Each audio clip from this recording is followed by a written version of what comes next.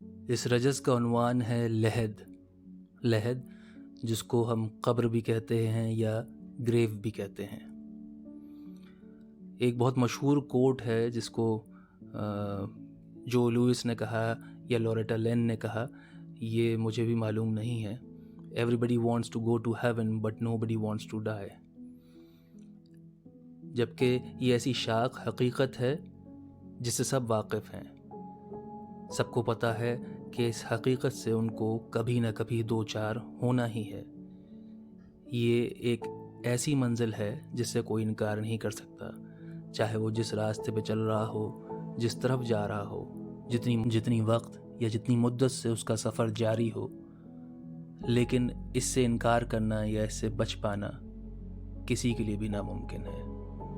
لیکن اس کے باوجود ہر شخص چاہتا ہے کہ وہ اسے ٹال دے، کسی طرح اس سے نظریں بچا کے گزر جائے.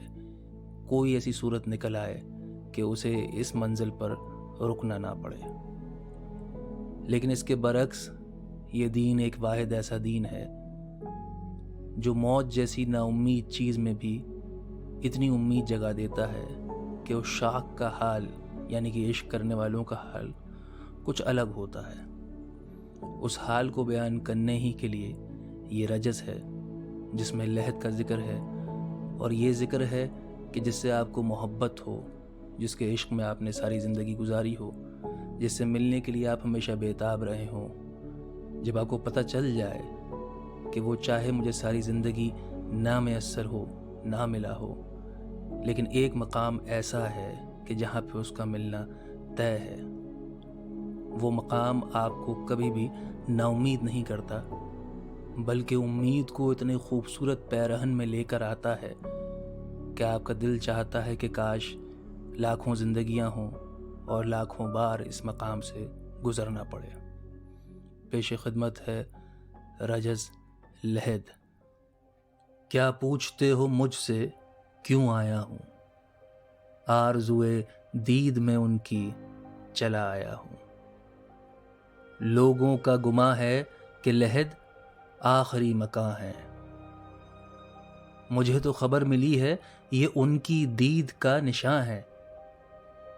سوال کرتے چلے جانا، میں کہہ سکا تو کہوں گا، مگر ایک بار دکھا دو وہ جلوہ دو جہاں کہاں ہے.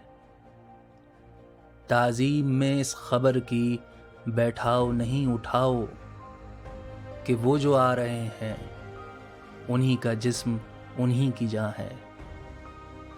تم ذرا سا صبر رکھنا، اتنی مہلت عطا کرنا کہ میں ان کو سنا سکوں سب جو عمر بھر کہا ہے. قید حیات تھی کیا شب فراق تھی، محبوب و عشق کے درمیان ایک حجاب تھی. حزن و خوف کی کشتی پانی پر آگ تھی، کیا کہوں کہ آزمائش ایک مدت دراز تھی. وہ جس کی تمنا تھی اس کی جستجو یہاں لائی ہے، اور تم بیٹھے رہے یوں ہی تو یہ وصل کی رسوائی ہے.